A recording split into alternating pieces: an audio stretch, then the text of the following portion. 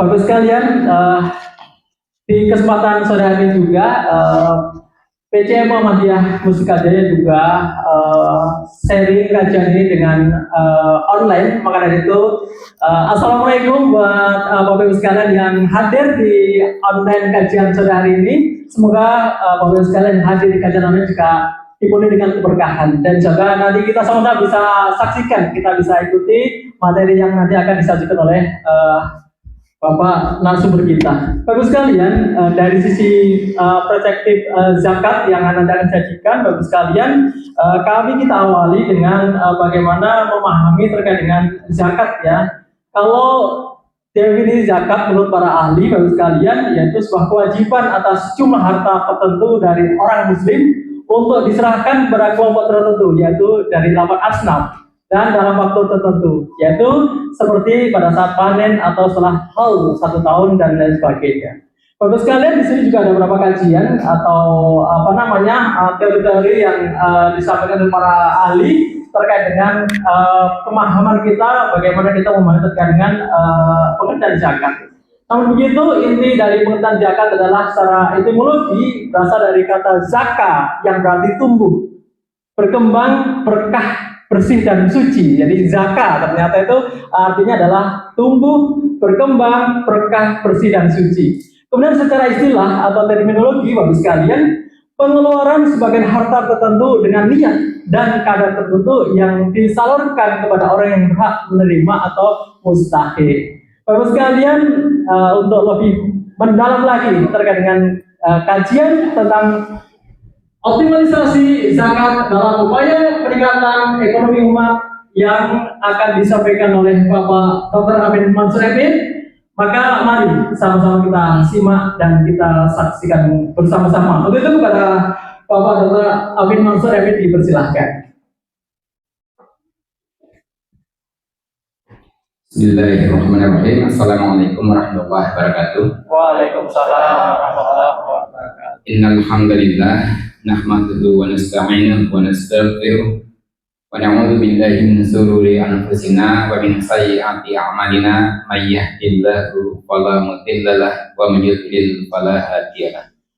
Asyhadu an la ilaha illallah wahdahu la syarika lahu wa asyhadu anna Muhammadan abduhu wa rasuluh la nabiyya ba'dah. Allahumma sholli wa sallim wa barik ala nabiyyina Muhammad wa ala alihi wa ashabihi wa man tabi'ahum bi ihsanin ila yaumiddin. Amma ba'du. Rabbi shrah li sadri wa yassir li amri wa hlul 'uqdatam min lisani yafqahu qawli. Terima kasih kepada Pak Moderator Bapak Dr. Suparman yang telah menyediakan waktu buat saya untuk menyampaikan materi mengenai zakat dan peningkatan optimalisasi zakat dan peningkatan ekonomi umat. Ya. Pertama-tama tentu saya sampaikan terima kasih kepada Bapak Ketua Majelis Tabligh Bapak Nasihin MPD ya Pak. MPD itu singkatan makin percaya diri. Jadi juga tadi sudah disampaikan oleh Pak Edi ya, sebagai pembawa acara. Hadirin sekalian, saya tidak satu-satu di sini semua pimpinan cabang Muhammadiyah insya Allah hadir di forum ini, dan juga Bapak dan sekalian yang sudah hadir untuk diskusi sore hari ini. Sebagaimana tadi yang disampaikan oleh Pak Parman, zakat itu memiliki arti, salah satunya adalah mensucikan ya. Mensucikan orang yang mengeluarkan zakat. Pada di sisi lain juga diartikan sebagai mensucikan harta yang kita miliki. Nah, memang di dalam Islam itu kita tahu betul bahwa tujuan dari penciptaan manusia adalah supaya kita beribadah kepada Allah. Di dalam surat Al-Zariyat ayat 56 Allah berfirman, A'udzu billahi minasyaitonir rajim. Sesungguhnya wa ma khalaqul jinna wal insa illa liya'budun, dan tidaklah kami ciptakan manusia, jin dan manusia kecuali untuk ibadah. Nah, tentu apa itu pengertian ibadah? Ya, apakah itu berarti bahwa setiap saat kita harus duduk di masjid, zikir dan sebagainya? Apakah tidak seperti itu? Ini yang perlu kita pahami dulu sebagai landasan sebelum kita masuk ke materi pokok yaitu tentang zakat. Jadi menurut Ibnu Taimiyah yang ada di dalam kitabnya Majmu' Al-Fatawa itu mengatakan begini, al-ibadatu ya ismun jami'un li kulli ma yuhibbuhullah wa yardahu minal aqwali wal a'mali al-batinati wal zahiri. Jadi ibadah itu adalah istilah yang mencakup seluruh aspek, mencakup segala yang Allah cintai dan ridhoi berupa perkataan, perbuatan, baik batin maupun lahir. Jadi kalau merujuk pada definisi ini, maka yang disebut dengan ibadah itu bukan semata-mata sholat, puasa, zakat, dan sebagainya, tapi seluruh aspek kehidupan di mana apa yang kita laksanakan itu diridhai oleh Allah dan tidak bertentangan dengan nilai-nilai syariat, maka itu masuk dalam kategori ibadah. Oleh karena itu nanti kita bedakan bahwa ibadah itu yang sifatnya mahdoh dan ghairu mahdoh, ya. Jadi ada yang sifatnya mahdoh itu sesuatu yang sudah dipaketkan, sesuatu yang sudah fix, yang tidak bisa lagi mungkin di otak-atik lah. Sesuatu yang memang sudah menjadi paket yang harus kita terima, ya, tanpa harus mempertanyakan berbagai hal. Pokoknya kalau memang Nabi menjalankan sholat seperti ini ya kita ikuti, ya.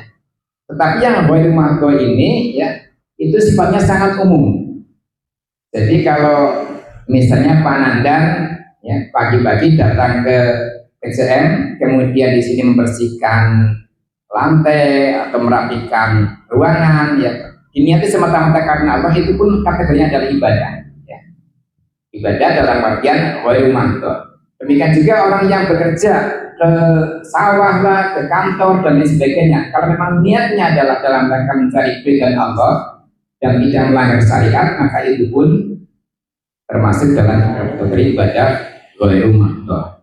Nah, salah satu ibadah ya yang merupakan bagian dari ibadah mahdoh dan ini sebenarnya sangat erat hubungannya dengan ibadah-ibadah yang lain adalah ibadah atau mengeluarkan zakat.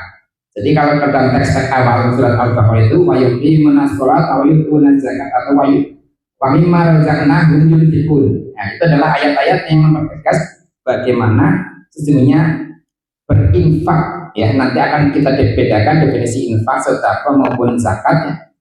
Berinfak dalam arti yang wajib ini adalah mengeluarkan zakat, ya, yang menjadi ciri orang-orang beriman.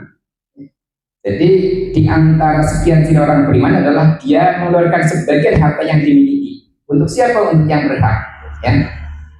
Nah, tetapi kita tahu bahwa masalah zakat ini sampai sekarang itu masih terjadi kesenjangan antara yang seharusnya dengan yang semestinya, antara yang das sain dan das dolan, ya. Artinya harusnya itu bisa mencapai target tertentu, tapi faktanya masih jauh dari itu. Nah, data yang saya peroleh dari Basnas itu potensi zakat tahun 2023 itu mencapai 327,6 triliun rupiah, ya. Ini potensi zakat yang ada di Indonesia untuk tahun itu, tetapi hanya terrealisir hanya 10%. Ya. Jadi kajian-kajian seperti ini mungkin tidak sepopuler kajian tentang wudu, tentang tawadhu, tentang sholat, karena zakat tadi ya ternyata memang sesuatu yang sangat urgen bagi pembangunan umat, tetapi ternyata masih terjadi kesenjangan antara apa yang seharusnya dan apa yang semestinya. Bahkan untuk zakat yang sekarang sedang banyak dibahas dan mungkin salah satu tema yang cukup menarik tentang zakat profesi yang nanti sedikit saya singgung, itu targetnya juga masih di bawah 10%. Padahal itu sangat potensial kalau kita gali dengan baik, ya. Nanti pun pertanyaan kemudian, mengapa targetnya kok sedemikian rendah, ya? Nah, yang pertama ini jadi faktor dari muzaki atau individu, ya. Ini terjadi karena apa? literasi mengenai zakat itu relatif lebih sedikit dibanding dengan ibadah-ibadah yang lain. Kalau puasa mungkin bisa kajian sebulan, setiap penceramah mesti ya, kutiba oleh fungsi yang kutiba oleh hampir setiap rukun disampaikan kembali. Tetapi soal zakat jarang sekali dibahas. Ya. Nah ini salah satu. Jadi literasi itu yang menyebut tentang bagaimana orang memahami tentang zakat, kemudian juga pemahaman fikih tentang zakat seperti apa, bagaimana penyalurnya juga seperti apa, itu yang barangkali masih terbatas. Itulah alasan pertama mengapa target zakat yang seharusnya bisa dicapai itu masih di bawah standar, ya, di bawah yang seharusnya. Kemudian yang kedua adalah faktor kepercayaan, ya, atau trust. Jadi seringkali orang mau zakat, siapa yang mengelola? Nah, ini jadi pertanyaan. Jangan-jangan nanti dibawa ke sini nanti dibagi dengan keluarganya sendiri, ya. Selama ini pengalaman di kampung-kampung itu memang zakat ternyata masih seperti itu. Yang namanya amil itu ngamel, bahasa Jawa ada beberapa itu. Amal itu maksudnya makan banyak, ya. Jadi artinya zakat itu hanya diterima oleh amil, padahal mestinya nggak seperti itu. Ada 8 golongan yang tidak menerima zakat, tetapi ternyata masih seperti itu. Nah, untunglah sekarang itu sudah berdiri lembaga-lembaga zakat, ya. Kalau kita mesti ya lebih percayalah pada yang dikelola oleh milik kita, oleh Lazisnu, ya. Ya silahkan yang Lazisnu lah, yang Lasdas lah, atau yang Basnas, itu masing-masing yang penting apa ya, kita harus punya kepercayaan. Kalau enggak, ya mau tidak mau kita ragu-ragu mau, ya. Jadi faktor trust inilah yang mempengaruhi rendahnya penerimaan zakat tadi.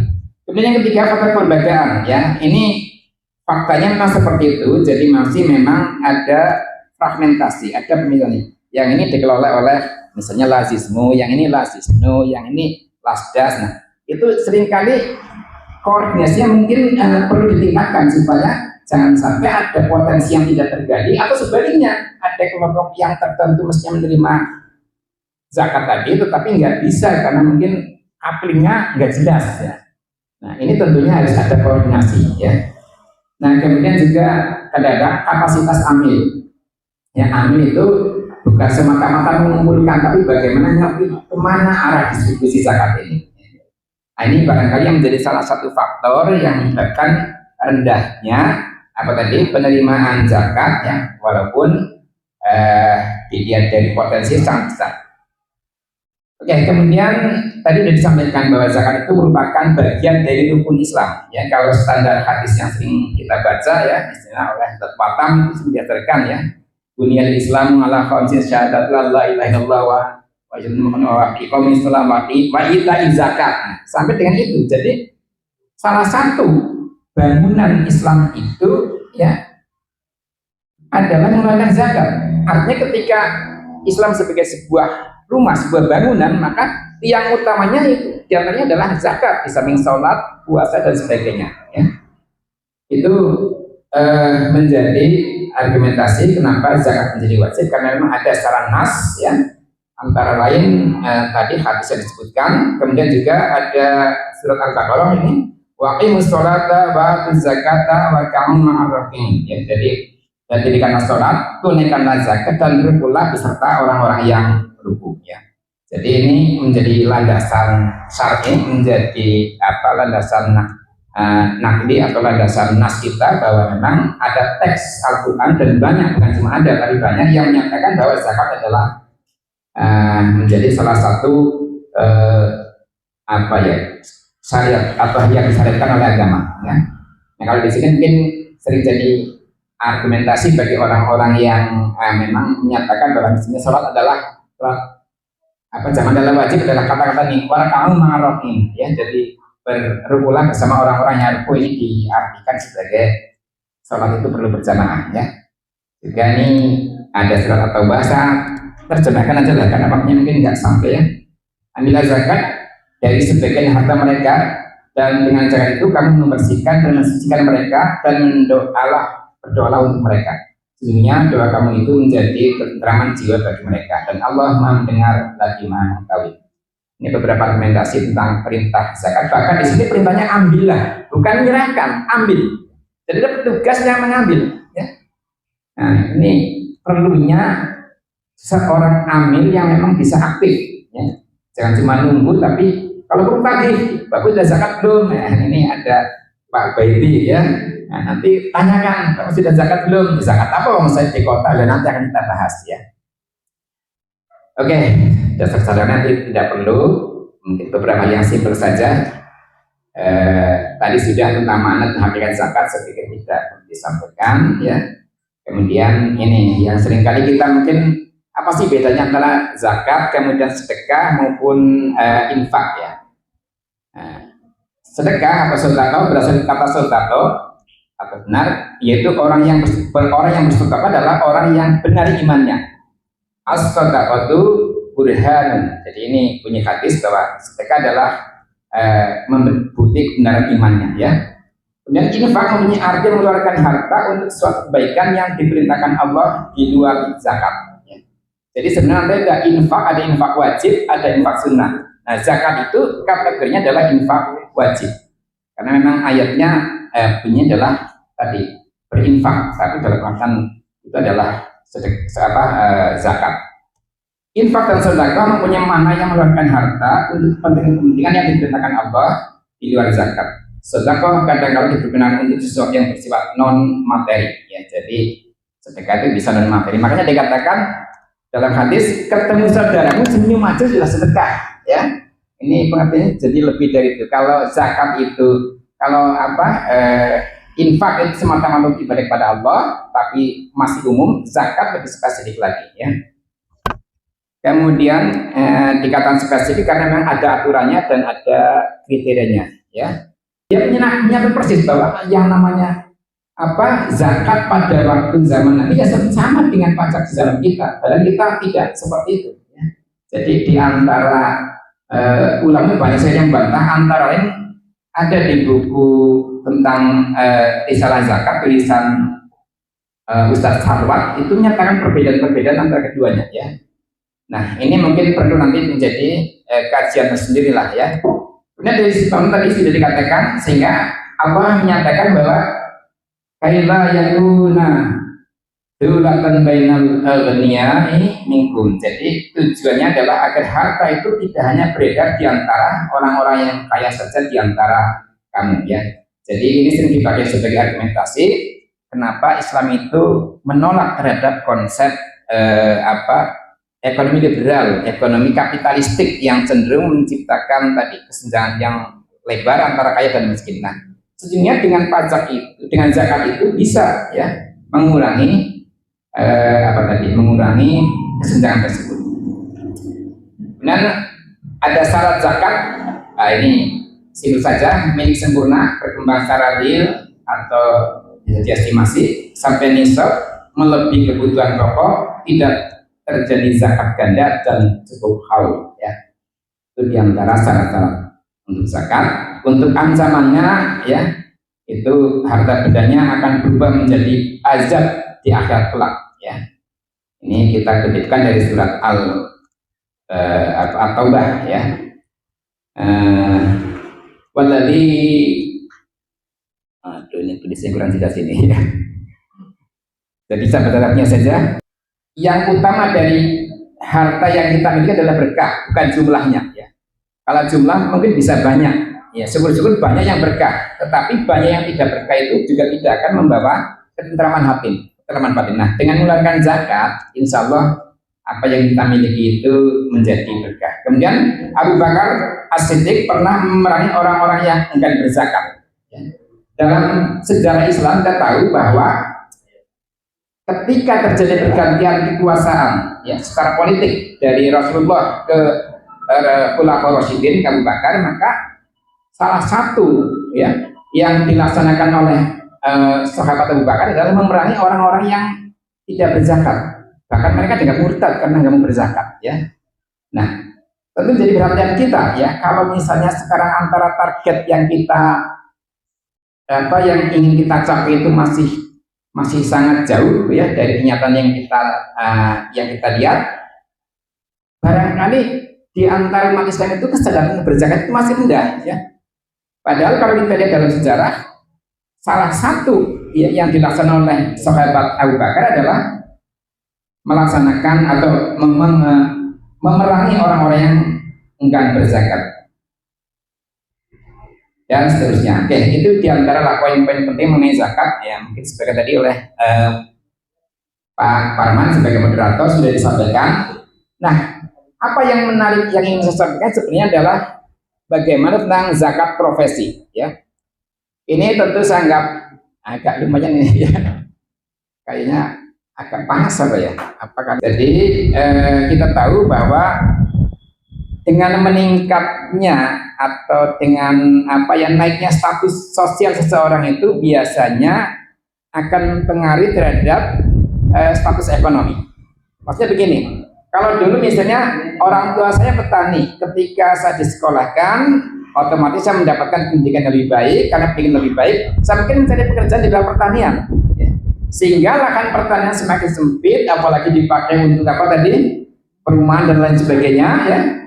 Nah, kalau misalnya, ya, ternyata zakat itu hanya dikenakan pada para petani sebagai contoh, maka pertanyaannya adalah apakah iya orang-orang yang profesinya seperti dokter, ya, apalagi seperti apa itu advokat ya, yang kadang-kadang sekali kontrak miliaran ya. Kalau Pak Nasikin belum lah, masih jauh banget ya.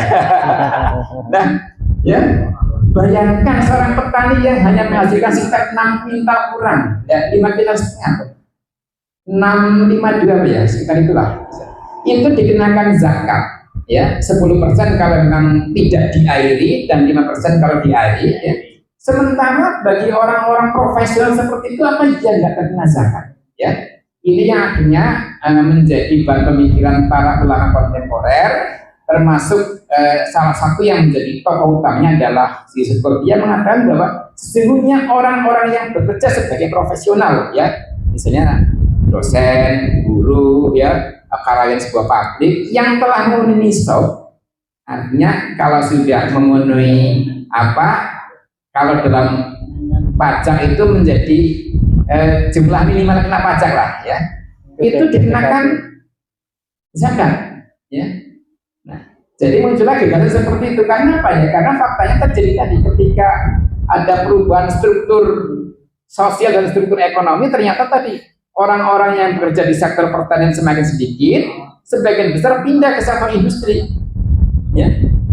Karena itu para petani lahannya makin sedikit, orang taninya juga makin terbatas, otomatis mesti ya objek zakat penerimaan zakat menjadi lebih kecil. Nah, disitulah muncul gagasan bagaimana ya menetapkan hukum untuk tadi ya orang-orang yang bekerja sebagai profesional. Nah, maka disitulah muncul tentang gagasan mengenai zakat profesi, ya, walaupun nanti masih timbul pro kontra biasa lah ya. Jadi tadi misalnya profesi dokter, konsultan, advokat, guru, dosen, karyawan swasta dan sebagainya, tentunya tidak bisa lepas dari kewajiban membayar zakat. Nah, zakat profesi tidak pernah ada dalam sepanjang sejarah Rasulullah. Yang betul, zaman dulu itu kehidupannya berbeda sekali dengan zaman sekarang ya. Dulu itu belum ada lah profesi advokat, profesi dokter, profesi apa yang murni profesor itu nggak ada, ya. Oleh karena itu timbul pertanyaan ketika sekarang sudah berubah ya seperti ini, apakah zakat juga tidak mengena pada orang-orang yang pekerjaannya profesional, ya. Oke, kemudian ada argumentasi tadi ayat-ayat Al-Quran yang bersifat umum dan mewajibkan semua jenis harta dikeluarkan zakatnya itu sifatnya umum. Kemudian berbagai pendapat ulama terdahulu maupun sekarang meskipun dengan menggunakan istilah yang berbeda, sebagian dengan menggunakan istilah yang sifatnya umum atau al-awwal, ya. Jadi zakat zakat mal, ya. Ini dari aspek keadilan tadi sudah saya sampaikan. Jadi rupanya kita timbul pertanyaan, apa ya seorang dokter yang kaya raya bebas dari zakat, sementara seorang petani yang biasa-biasa saja atau mungkin seorang pedagang ini dikenakan zakat, kok seorang advokat, seorang dokter atau siapapun yang sebenarnya jauh lebih kaya kok tidak dikenakan. Kemudian tadi aspek perkembangan zaman, karena memang terjadi proses perubahan struktur ekonomi di masyarakat, ya. Nah, sedikit ingin saya sampaikan tentang sudut pandang Muhammadiyah. Ya, jadi melalui musyawarah nasional Tarjih ke 25 tahun 2000 di Jakarta, Majelis Tarjih dan Tasdid Pimpinan Pusat Muhammadiyah mengeluarkan keputusan terkait zakat penghasilan. Hukum zakat penghasilan atau zakat profesi menurut Majelis Tarjih adalah wajib. Ya. Kemudian kewajiban menzakatkan penghasilan tidak serta-merta dilaksanakan, tapi harus menunggu dua hal, yaitu tercapainya haul dan nisab. Ya. Tentang haul memang nanti akan masih ada sedikit beda pendapat lah ya. Ada yang mengatakan kalau dianalogikan atau dikiaskan dengan zakat pertanian nggak usah menunggu haul, karena zakat pertanian kan begitu panen langsung dikenakan zakatnya. Ya, kalau di kampung kami itu ini Pak Parman, jadi orang belum masuk ke gudang di pinggir diambilin, mana zakatnya, jadi masih jalan seperti itu ya. Nah, ini menunjukkan bahwa tidak menuju haul untuk zakat pertanian dan beberapa zakat yang lain. Nah, apakah zakat profesi, misalnya saya punya gaji bulanan ya sekian yang menurut ukuran kalau 1 tahun sudah mencapai haul, sudah mencapai nisab, apakah bebas dari zakat? Makanya ada yang mengatakan udah bayar aja, begitu ada dapat gaji potong meski 2,5% ya. Dan ini yang berlaku kalau nggak salah ya Pak terjadi di rumah sakit Islam ya, Cempaka Putih. Saya tanya kepada petugasnya, bagaimana Anda bisa menyumbang sekian banyak gedung termasuk ke Muhammadiyah, lumayan Pak Nandan kasih 50 juta waktu itu ya. Jadi termasuk ke beberapa lembaga lain. Dari mana mereka? Ternyata karyawannya langsung dipotong 2,5% semua ya. Nah, itu artinya di lingkungan Muhammadiyah sendiri praktek zakat profesi sudah dijalankan ya. Nah, itu yang barangkali perlu menjadi pikiran supaya potensi zakat tadi bisa dikembangkan, sehingga kita itu tidak pernah kekurangan untuk membangun sekolah, membangun gedung, membangun apa. Karena apa? Tadi sebenarnya kita punya power yang luar biasa, cuma istilahnya masih menjadi macam tidur ya, jadi belum kita gali ya. Itu tadi ya, jadi menurut Majelis Tarjih itu sudah diputuskan itu. Kemudian seorang dibebani kewajiban zakat penghasilan jika jumlah penghasilan bersih seorang itu selama 12 bulan telah mencapai nisab sekitar 85 gram emas 24 karat. Ya, jadi nanti bisa dihitung kira-kira kalau dalam 1 tahun itu setara dengan 85 gram. Sekarang 1 gram berapa biasanya? 3 juta, berarti 3 kali 85, 240 juta ya. Ya, atau 50 lah. Belum lagi pajak. Itu kalau dipotong dibagi 12 rata-rata kan berarti 2 juta, 2,5 juta. Itu bisa kena kalau menurut perhitungan ini. Ya. Karena tadi dalam 1 tahun ya kan tadi buat 3 juta kali 1 tahun kan 12 kan 36. 360 juta dalam 1 tahun kan? Itu ya. 42. Nah, nanti bisa dikalkulasikan ya. Artinya kalau dalam setahun itu bisa diselarakan dengan 85 gram emas, itu menjadi ada kewajiban zakat sebesar 2,5% ya.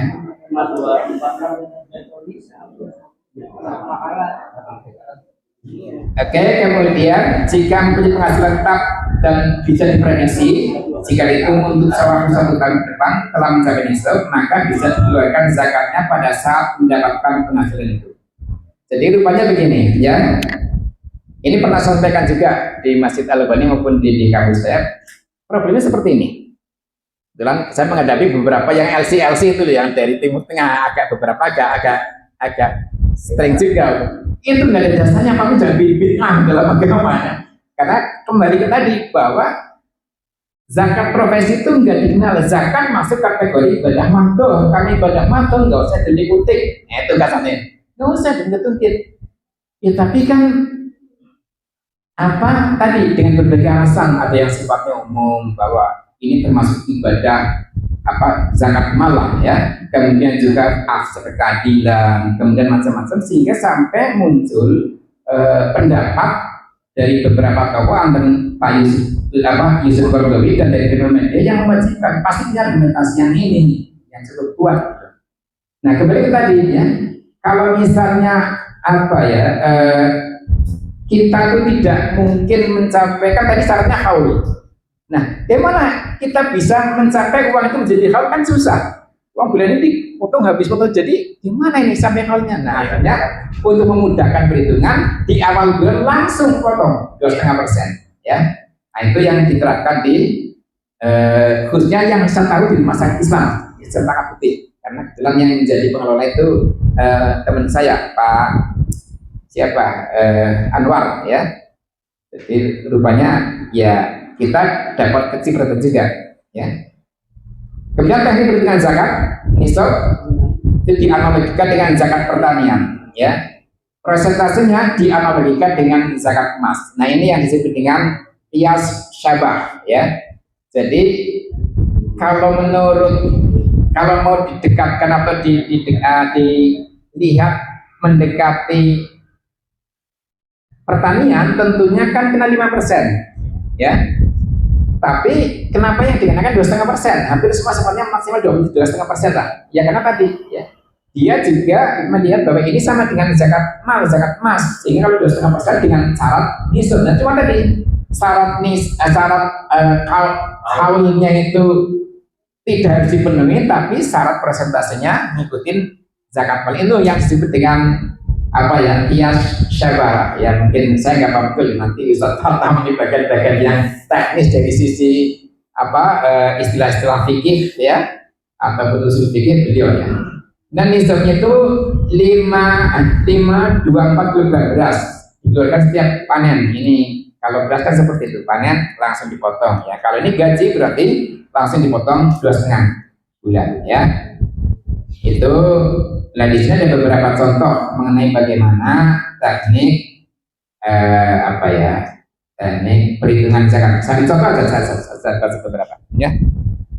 Seseorang dengan penghasilan 3 juta per bulan, maka bayar zakatnya berapa? Ini 2,5 kali 3 juta itu sama 75.000 per bulan, ya. Jadi 3 juta itu menjadi 75.000.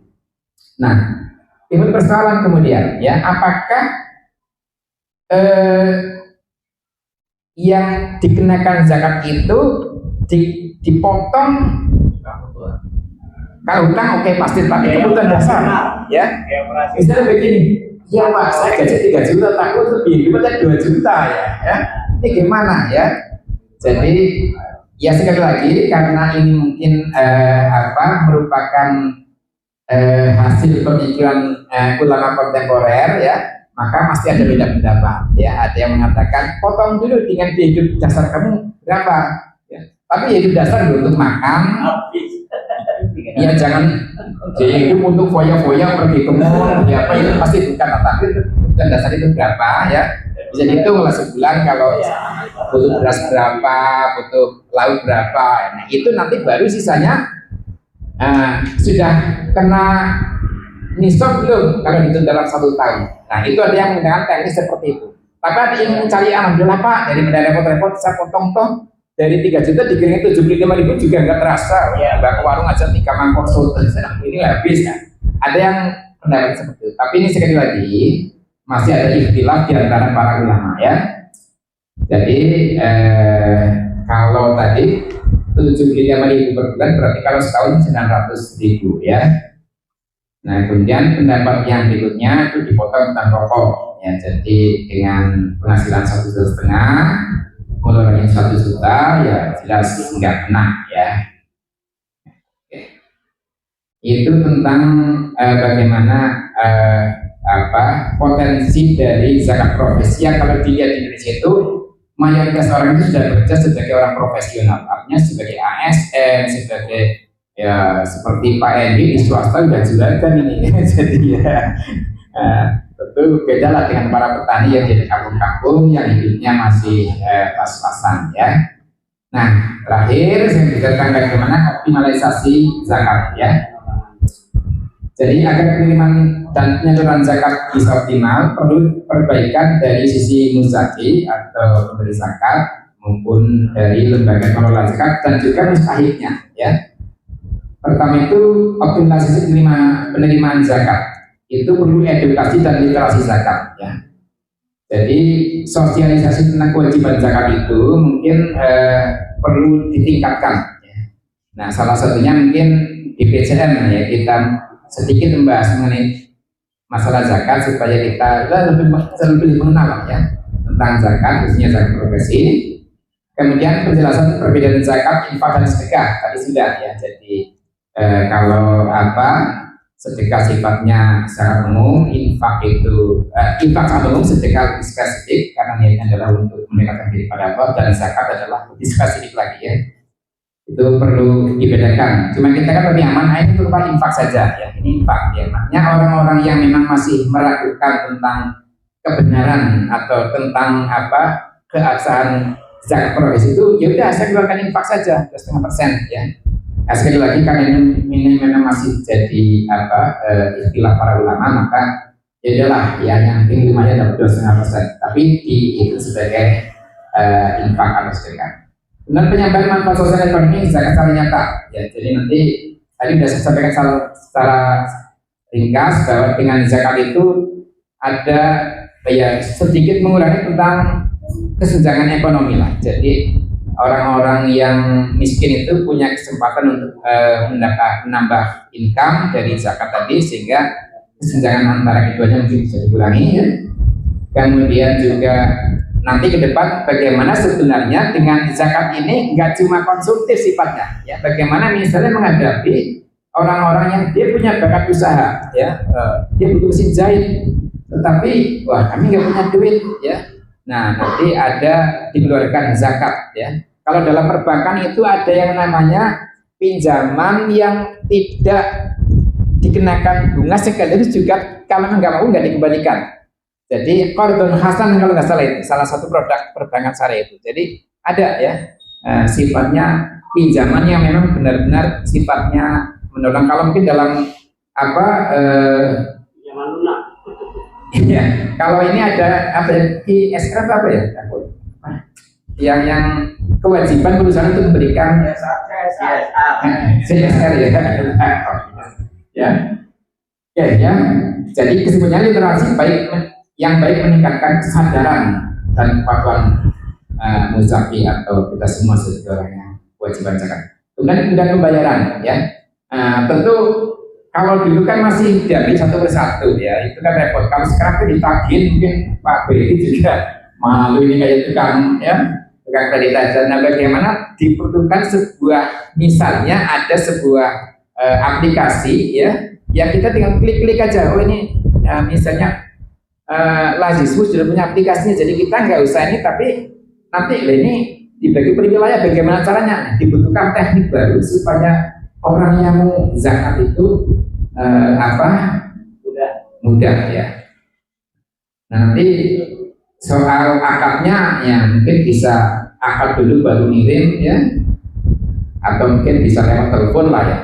Kemudian sistem potong gaji ya untuk ASN dan karyawan yang bisa lah, tapi ya itu tadi tergantung lembaganya. Kalau di Muhammadiyah kan memang bisa ya. Kemudian perlu dari zakat atau strategis ya. Jadi lazis mungkin perlu punya semacam ya tadi lah gerai lazismu di mana. Jadi orang semua ingin zakat itu lebih gampang ya. Dan kepercayaan terhadap lembaga zakat harus ditingkatkan ya. Harus ada transparansi laporan keuangan. Ya, ini karena jangan sampai kita curiga jangan-jangan zakat itu tidak jalan. Saya juga aja pernah seperti itu ketika zakat fitrah mau ditarik oleh, saya tidak menunjuk sebuah lembaga ya, yakin nggak ini akan disalurkan kepada masyarakat. Padahal zakat fitrah kan gimana ya, maksudnya pas paginya itu orang-orang yang berhak menerima itu bisa menikmati lebaran, tapi ternyata ditahan sampai lama nggak disalurkan ya. Aduh kalau begini saya nggak usah percaya deh, kita iya tapi ternyata mereka nggak amanah. Jadi memang perlu kepercayaan, ini penting ya. Kalau kita nggak percaya dengan lembaganya ya orang susah. Nah tentu ada audit syariah dan akuntabilitas publik ya. Jadi jangan sampai karena atas nama tadi lembaga agamakah atau mungkin ini kegiatan agama tidak ada audit ya. Jangan sampai ya tadi membawa atau memanfaatkan lembaga untuk korupsi ya. Akhirnya sekarang ditangkap ya. Ya kita jangan seperti itulah ya. Haji ya kita gunakan secara proporsional ya, bukan. Dengan publikasi program dan dampak penyalurannya, kita seringkali nggak ngerti ya. Saya pernah ditanya waktu itu, Dan saya tanya langsung, ketika uang saya sendiri bukan zakat tapi ini infak ya, Pak, boleh nggak ini diinfakkan? Ya, jadi di apa ya itu ada Indomaret, ada Alfamart ya. Saya tanya itu apa? Ya. Oh, ternyata gambarnya ini ada nikah massal, dia tambahnya bukan orang-orang Muslim lah. Saya sih bukan yang nggak mau bantu, tapi ibaratnya saya punya permen 5, masa saya berikan ke sana 5 orang Islam nggak dapat ya. Kalau bilang 1 yang 4 untuk kita nggak apa-apa lah, saya nggak mau. Tapi ternyata adik saya mengadakan penelitian tentang pemanfaatan dana-dana yang disalurkan melalui apa ya tadi lah misalnya Alfa ya. Ternyata Muhammadiyah bekerja sama lewat itu. Ya. Jadi pendapat saya dibantah, masalahnya nggak benar itu Muhammadiyah bekerja sama kok. Nah, jadi rupanya kan apa ya ini perlu ya. Jadi ya kita udah kadang nggak percaya ternyata ya itu perlu lah ya kita riset ya. Jadi perlu ada dipakai untuk apa sebenarnya ini ya? Jangan-jangan dipakainya kemana, harus tahu, harus dipublikasikan ke masyarakat ya. Jadi kalau ada kepercayaan, insya Allah ada peningkatan partisipasi publik. Berikutnya optimalisasi penyaluran zakat. Ini tepat sasaran yang kita tahu dalam zakat ada 8 asnaf ya. Ada fakir, miskin, mualaf, ya kan? Kemudian ada ya orang yang terlilit utang, terus sabilillah, ibnu sabil, berapa itu? Amil ya. Nah amil termasuk dapat ya. Jadi tapi proporsional ya. Jangan sampai tadi amil tapi ngambil, artinya semua dimakan. Sisa separuh amil itu pasti ada Pak. Jadi sepertiga, dulu setengah. Sekarang sepertiga untuk amil. Sisanya boleh dibagi masyarakat. Itu di tempat lain, artinya di masjid saya sudah saya tolak. Udah amil secukupnya. Ya. Apalagi pengalaman kita jadi amil anak-anak muda, kan nggak butuh apa-apa anak muda udah kita ikhlaskan aja, kita terima dan kita kembalikan ya. Nah ini masih berlaku ya. Kemudian pola penyaluran itu supaya bisa meningkatkan ekonomi umat itu tadi sudah saya sampaikan sebaiknya atau sebagian mungkin perlu ya penyaluran itu bersifat produktif ya. Jadi kalau petani butuhnya apa? Nah, mungkin saya punya alat-alat Pak yang bisa meningkatkan produksi saya atau perlu pelatihan Pak. Enggak apa-apa, zakat untuk pelatihan para petani supaya bisa meningkatkan produksinya ya. Jadi itu diantaranya supaya ada peningkatan produksi ya, bisa melalui pemberian modal ya, pelatihan keterampilan, beasiswa pendidikan, itu termasuk beasiswa ya. Ini menurut yang saya dapatkan ya, ini ya. Jadi bisa karena memang ya orang kan kalau untuk konsumsi sekali mana habis, tapi ketika disalurkan ke pendidikan itu insya Allah ya meningkat ya bisa keterampilannya meningkat dan pada akhirnya kan meningkatkan ekonominya ya. Jadi nggak apa-apa misalnya anak TK butuh ya ini fakir miskin, tapi kalau diberikan orang tuanya jangan tuh dirokok ya, mendingan udahlah kita salurkan langsung tak bisa berikan tapi tolong untuk biaya pendidikan ya. Dan termasuk pendampingan UMKM mustahik ya. Kemudian perlu ada monet. Terakhir untuk penguatan lembaga kelola zakat. Perlu ada profesionalisme amil ya. Jadi ada mungkin amil perlu sertifikasi ya. Misalnya Pak Baiti jadi amil zakat itu ya. Itu pokoknya kalau belum sertifikat nggak boleh kayak. Misalnya seperti itu menarik ya supaya apa? Supaya nanti benar-benar dia profesional ya, ngerti kalau ditanya Pak, saya begini-begini, zakatnya berapa? Harus bisa jawab. Ini cara yang gitunya begini Pak. Jadi kayak konsultan pajak ya. Nah, itu ya, dapat ini juga catat juga masalah ya. Nah, itu ya. Kemudian tadi ya, insentif yang layak sesuai syariat para amil ya. Saya kira secara umum tadi bisa sampaikan ya bagaimana tentang zakat dari sisi hukum, dari sisi dasar-dasar, sekaligus juga argumentasi kenapa perlu zakat dan bagaimana pengenalan zakat profesional sekaligus juga bagaimana mengoptimalkan. Mungkin nanti bisa disarikan oleh moderator kita Pak Dr. Suparman. Demikian yang ingin saya sampaikan, mudah-mudahan sebagai pengantar ya, sebenarnya karena memang mungkin kajiannya masih sangat luas ya, kita bisa nanti minta ustadz-ustadz yang lain untuk mengisi tentang zakat perdagangan, zakat yang lain-lain ya. Jadi tidak semata-mata hanya zakat produksi tapi masih ada. Sekian, kurang lebihnya mohon maaf. Assalamualaikum warahmatullahi wabarakatuh. Waalaikumsalam.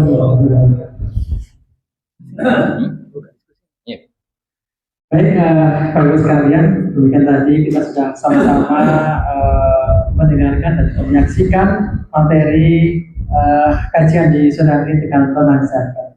Bapak sekalian, sebelum nanti diskusi, saya coba rangkum sedikit apa yang telah disampaikan oleh pemateri Bapak Dr. Andes Amin Mansur ini tadi. Lalu nanti kita kasih kesempatan untuk sharing diskusi terkait dengan kajian di sore hari ini. Bapak sekalian, terkait dengan apa yang disampaikan dulu tadi adalah optimalisasi zakat dalam upaya peningkatan ekonomi umat. Yang pertama adalah bagaimana mensucikan harta yang dimiliki dari harta kita semuanya. Tujuannya adalah agar kita semakin mendekatkan diri kepada Allah SWT, yaitu untuk beribadah. Nah, ibadah ini adalah mencakup segala aspek yang Allah ridhoi, mencakup seluruh aspek di kehidupan sehari-hari kita. Nah, bagaimana melihat dari perspektif ibadah ghairu mahdoh, beliau mencontohkan bahwa ibadah ghairu mahdoh bisa dilakukan sebagaimana tadi yang disampaikan oleh beliau tadi adalah kaitannya dengan bagaimana kita datang ke gedung dakwah Muhammadiyah, kemudian membersihkan area gedung dakwah kita semata-mata karena Allah SWT. Itu juga bagian daripada ibadah ghairu mahdoh. Kemudian Bapak sekalian, ciri-ciri orang beriman adalah memberikan sebagian harta yang dimiliki kepada mustahil. Kemudian fakta di lapangan masih belum optimal dalam pelaksanaan, ya, hanya 10% yang baru terrealisasi. Potensi zakat masih banyak dan harus digali dari muzaki. Kemudian perlu dikuatkan lagi terkait dengan trust atau kepercayaan seorang muzaki kepada panitia. Kemudian juga adanya lembaga prima yang di sini belum kredibel ya. Kemudian zakat adalah salah satu tiang agama yang harus ditegakkan, yaitu perintah Allah SWT dalam surat Al-Baqarah.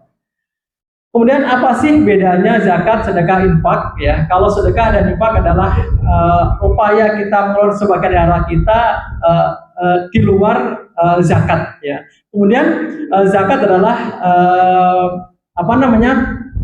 bagian dari rezeki atau harta kita yang kita miliki, yang kita keluarkan. Kalau tadi sampai adalah setiap bulannya kalau kita sebagai pegawai atau karyawan, maka dari gaji kita dipotong setiap bulannya, dipotong zakat maksud saya, dipotong zakat 2,5%. Tadi dicontohkan misalnya kalau gaji kita atau penghasilan kita 10 juta, maka setiap bulannya maka kita zakat 2,5% berarti 250.000 rupiah jika penghasilan kita adalah 10 juta. Lalu kemudian kalau kita kalikan 250.000 kali 12 atau 1 tahun, maka totalnya adalah 3 juta.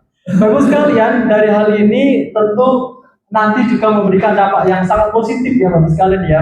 Kalau tadi belum sampaikan bagaimana dampak zakat ini untuk kepada para muzaki, yaitu kalau kita contohkan misalnya di gedung kita, di kajian kita ini ada misalkan ada 40 jamaah yang hadir, rata-rata gajinya misalkan 10 juta, maka insya Allah kita bisa sama-sama membantu mustahik bisa meningkatkan tarif kemakmuran beliau, sehingga kita sama-sama bisa mengangkat mustahik itu agar beliau hidup lebih layak lagi sebagaimana seperti kita semuanya. Ini yang menjadi target utama, bagaimana zakat bisa memberikan manfaat atau berdampak kepada masyarakat secara luas. Bapak sekalian, itu hal yang sudah disampaikan secara singkat yang saya simpulkan. Untuk itu kita masih punya waktu kurang lebih 10 menit ya Pak Ketua, 10 menit atau berapa?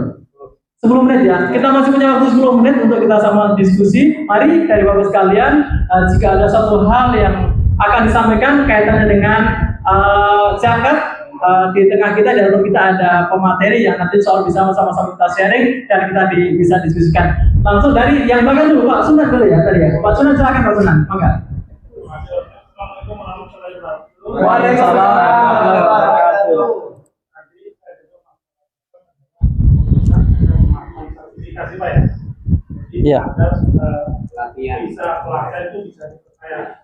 Kalau nggak salah sih dulu pemerintah sudah membuat aturan atau peraturan bahwa yang bisa menarik zakat atau sedekah adalah suatu badan usaha yang sudah resmi, nanti punya lembaga.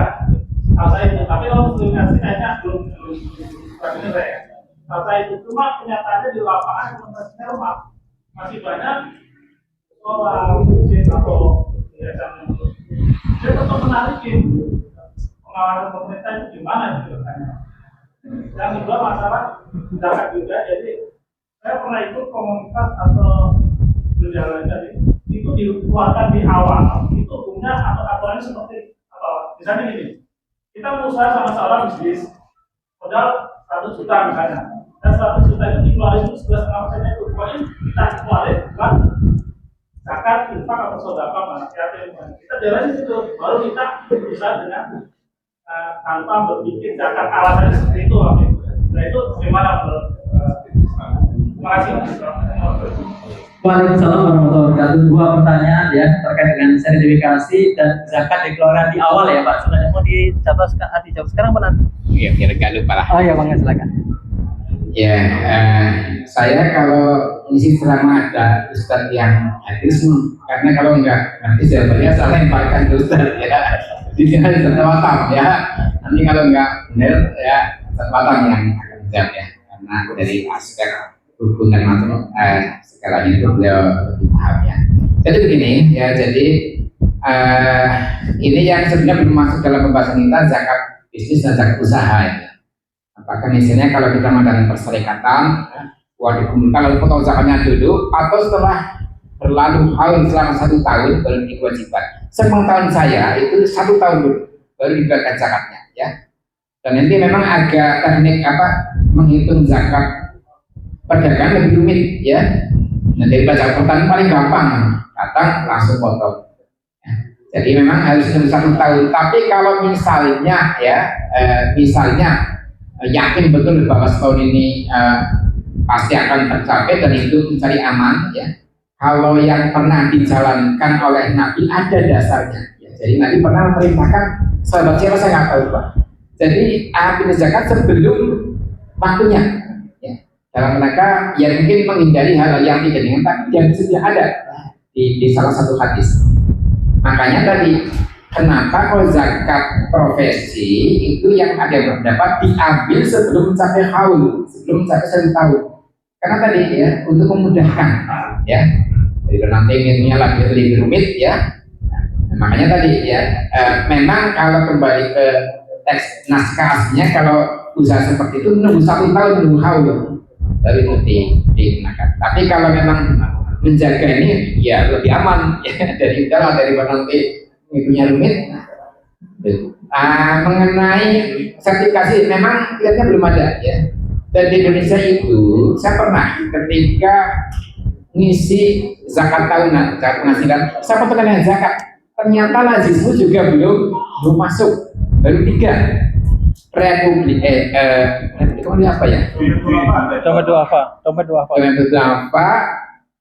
Punya ada 3 Basnas, satunya lagi apa? Baru 3, makanya loh.